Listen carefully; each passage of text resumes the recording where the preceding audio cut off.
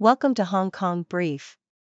The content of the briefing includes: Amazon has EV charging operators in its rearview mirror. BYD reports preliminary net income jump on record high sales. Stellantis sees €23,300 Citroën EV as answer to China's BYD, NIO. Morning update: desperately needed aid for Gaza stuck on Egyptian border as leaders call for corridor to open. Focus on national security not healthy, head of U.S. advisory body says. Amazon has EV charging operators in its rearview mirror. Bloomberg. China's T-Good is the largest electric vehicle, EV, charging operator in terms of electricity consumption, according to Bloomberg NEF. T-Good consumed almost 6,000 GWh last year, followed by Star Charge and Xiaoju, a joint venture between BP and ride-hailing firm Didi. Tesla's supercharger network was 100% renewable powered in 2022, delivering 2,600 GWh. NIO's battery swap stations delivered 630 GWh in the same period. Bloomberg NEF predicts electricity consumption from public chargers will rise from 356 TWh globally by 2030 to 1,293 TWh by 2040. BYD reports preliminary net income jump on record high sales. Bloomberg. Chinese electric vehicle, EV, manufacturer BYD has reported preliminary net income of 9.55 billion Chinese yuan, $1.4 billion, to 11.5 billion Chinese yuan for Q3 2021, with preliminary net income for the 9 months ending September projected at 20.5 billion Chinese yuan to 22.5 billion Chinese yuan. The figures put the automaker on course for its best-ever quarterly net income period and would exceed BYD's net income for the whole of 2022. BYD attributes its strong performance to record sales in the third quarter, offsetting slowing growth in the Chinese new energy vehicle market. In Q3, BYD sold almost as many fully electric vehicles as Tesla, with a total of 822,094 vehicles sold. Stellantis sees €23,300 Citroën EV as answer to China's BYD, NIO. Bloomberg. Stellantis Citroën brand is launching the EC3 electric vehicle, EV, in Europe to compete with cheaper Chinese EVs. Priced at €23,300, $24,549, the EC3 is the least expensive EV produced in Europe. The move comes as Chinese EV brands such as BYD, NIO, and MG gain customers in Europe due to the high cost of European EVs. Stellantis hopes the EC3 will help it take on rivals such as Volkswagen and Renault. The EC3 will be manufactured in Slovakia on a smart car platform and will have a range of 320 kilometers, 199 miles. The brand plans to introduce a cheaper version, priced at €19,990 in 2025. Morning update: desperately needed aid for Gaza stuck on Egyptian border as leaders call for corridor to open.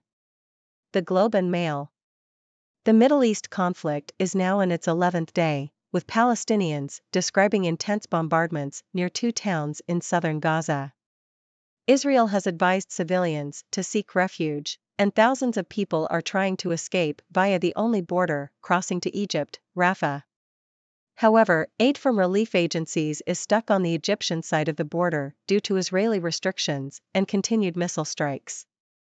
The situation is becoming increasingly desperate, according to UNICEF, with people in Gaza running out of water and being forced to use dirty water from wells, raising the risk of waterborne diseases. The U.S. is hoping to break the deadlock, with President Biden due to head to Israel and Jordan on Wednesday. Meanwhile, hundreds of Canadians in Gaza have requested assistance from Global Affairs Canada. Among them is pediatrician Ehab Bader, who has roughly 40 newborns on his patient roster, all of which would face logistical challenges if moved. Finally, in Lebanon, tensions continue to escalate, with Hezbollah warning that it is ready to fight against Israel at any time. Focus on national security not healthy, head of U.S. advisory body says. South China Morning Post. Stephen Orlins, the head of the National Committee on U.S.-China Relations, has called for regular meetings between the leaders of the US and China to define national security and avoid restrictions that affect the world economy. Worland said that the negative sentiment towards China among the American public limits politicians' ability to develop a healthier relationship with China. He also highlighted the need for clarity on what goods can be sold and exported between the two countries to avoid restricting innovation and collaboration in areas such as biotechnology. Worland expressed hope that a meeting between Xi Jinping and Joe Biden would take place at next month's Asia-Pacific Economic Cooperation Summit in San Francisco. What's next for same-sex marriage in India? Bloomberg.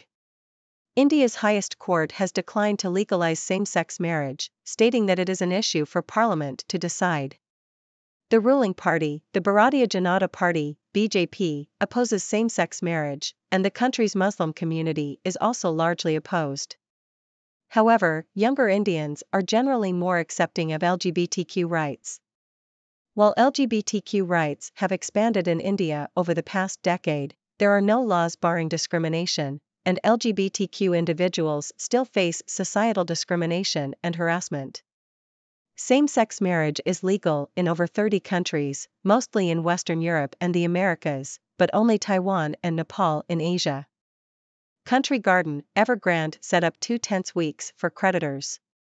Bloomberg. Country Garden Holdings, once China's top developer, could face its first-ever public dollar bond default if it misses an interest payment deadline on Wednesday. Meanwhile, China Evergrande Group faces the possibility of asset liquidation on October 30, when a key court hearing takes place. The developments are seen as fresh milestones in China's property debt crisis, which has harmed investors and threatens financial stability. The property sector's increasing stress highlights the need for Beijing to introduce stronger measures to revitalize home sales and help firms facing financial difficulties. Coleman Wong to play in hometown ATP Hong Kong Tennis Open as tickets go on sale. South China Morning Post. Hong Kong will host its first ATP tournament in 21 years at the end of December, with the Bank of China Hong Kong Tennis Open taking place from December 31 to January 7. The city's tennis chief, Philip Mok Kwanyat, confirmed that 19-year-old Coleman Wong Chuk Lam will play in the tournament, and hinted at the possibility of attracting star players. Mok also expressed hope that Hong Kong players will be able to compete in ATP and WTA tournaments without requiring a wild card entry in the future. Tickets for the tournament are now on sale.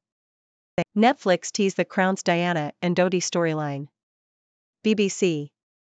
Netflix has released images from the upcoming 6th season of its hit series The Crown, which will dramatize the events of the late 1990s, including the last days of Princess Diana's life.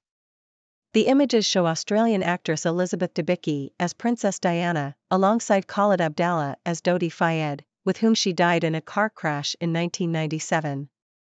The season will be split into 2 parts, with the first 4 episodes releasing on November 16. The series, which features fictional conversations between characters, has previously been criticized for its portrayal of real-life events. Algeria offers to host Palestinian football matches amid Gaza war. Al Jazeera.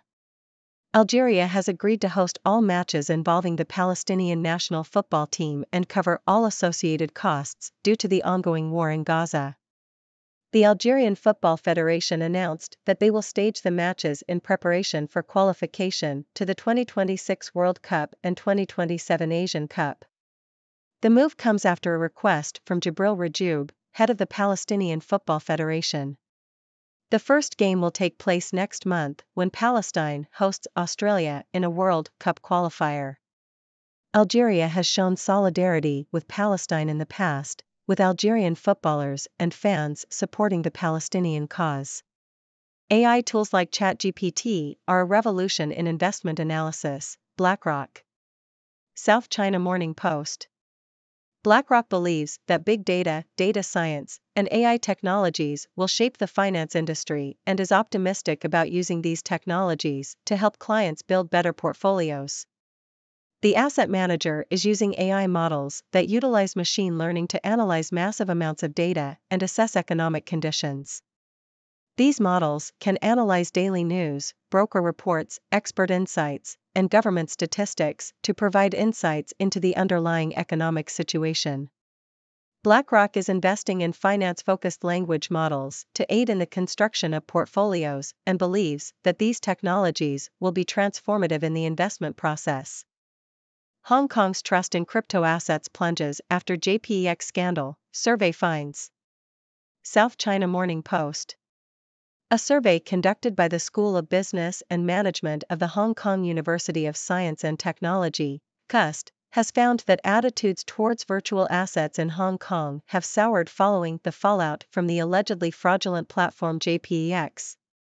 The survey found that 41% of Hong Kong people preferred not to hold virtual assets, an increase of 12 percentage points from earlier this year.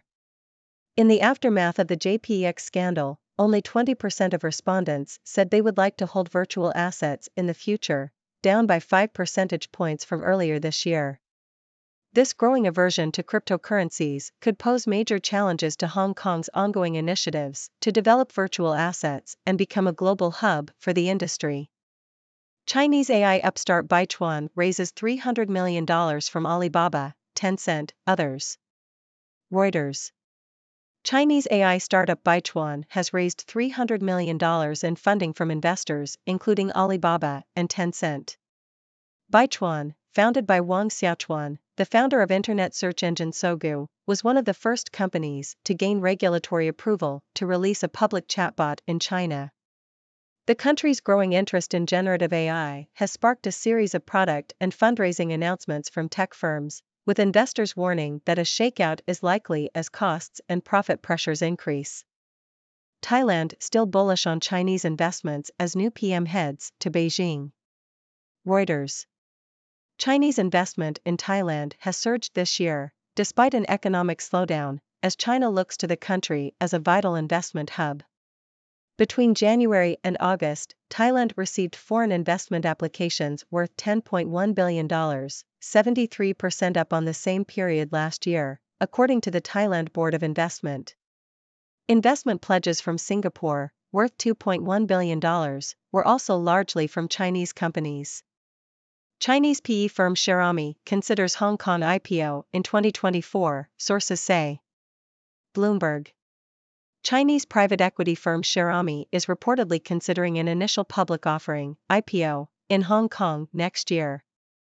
The Guangzhou-based firm is said to be working with an advisor on preparations for the share sale, although no final decision has been made on details such as the size and timeline for the IPO. Xiaomi manages over 10 billion Chinese yuan, $1.4 billion, in assets and focuses on investing in electric vehicles, semiconductors, and healthcare. The firm has previously invested in contemporary Amperex technology, Ningbo Ranbei New Energy Technology, semiconductor manufacturing electronics, and ride-hailing firm Chinchi Technology. That's all for today's news. Let's recap the highlights. T-Good is the largest EV charging operator in terms of electricity consumption. BYD reports a jump in net income on record high sales. Stellantis launches a low-priced EV to compete with Chinese brands. The Middle East conflict continues with desperate conditions in Gaza.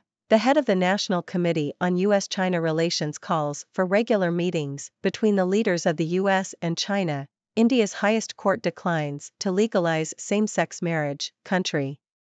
Garden and Evergrande face financial difficulties amid China's property debt crisis. Hong Kong hosts its first ADP tournament in 21 years.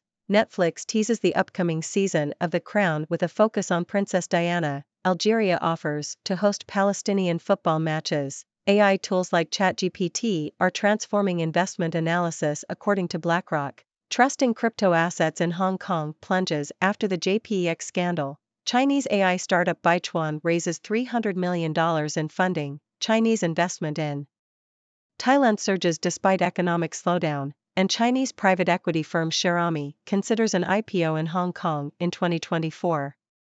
Now, let's dive into some analysis. It's clear that the electric vehicle market continues to grow rapidly, with T-Good leading the way in terms of charging infrastructure. This highlights the importance of building a robust charging network to support the adoption of EVs. Meanwhile, BYD's strong performance is a testament to the growing demand for electric vehicles in China. The launch of Stellantis affordable EV shows that Chinese brands are gaining traction in Europe, posing a challenge to established European automakers. Turning to the Middle East conflict, the situation in Gaza is becoming increasingly dire, with people running out of water and aid unable to reach those in need. The international community must step up efforts to provide humanitarian assistance and work towards a peaceful resolution. In the realm of international relations, the head of the National Committee on U.S.-China Relations emphasizes the need for regular meetings between the U.S. and China to define national security and foster a healthier relationship. This could help ease tensions and promote collaboration in areas such as technology and innovation. On a social front, India's highest court's decision not to legalize same-sex marriage is a setback for LGBTQ rights in the country. While there has been progress in recent years, discrimination and harassment against LGBTQ individuals remain prevalent. It's crucial for society to become more inclusive and accepting. In the world of finance, China's property debt crisis is causing concern, with Country Garden facing a potential default and Evergrande facing asset liquidation. This highlights the need for stronger measures to support the property sector and ensure financial stability. In sports and entertainment news, Hong Kong is set to host its first ATP tournament in 21 years, bringing excitement to tennis fans in the city. And Netflix's release of images from the upcoming season of The Crown has generated buzz, especially with its portrayal of Princess Diana's life. Lastly, Algeria's offer to host Palestinian football matches demonstrates solidarity with Palestine during the ongoing conflict. Sports can serve as a unifying and uplifting force even in times of turmoil. That's all for today's news analysis. Remember, your thoughts and opinions are important too. What are your thoughts on these stories? Do you have any questions? Let's keep the conversation going. Thank you for tuning in. The content above showcases the latest briefing reports and analytical synopses, thoughtfully curated by the 6Do team. These insights stem from a wide array of reputable media outlets, think tanks, government sources, and specialized experts worldwide. We encourage you to explore these sources for a comprehensive perspective. Keep in mind that while the content may not always align with the official standpoint of 6Do Brief, it's not meant to be taken as absolute directives for decision-making. Comprising seasoned media professionals, learned scholars, and accomplished scientists, the 6Do team embodies a trailblazing, fully independent media entity. To customize 6Do Brief to meet your professional needs, you have the option to subscribe to a diverse array of briefings on our website, 6dobrief.com. Regardless of your location, you can conveniently receive 6Do Brief via email.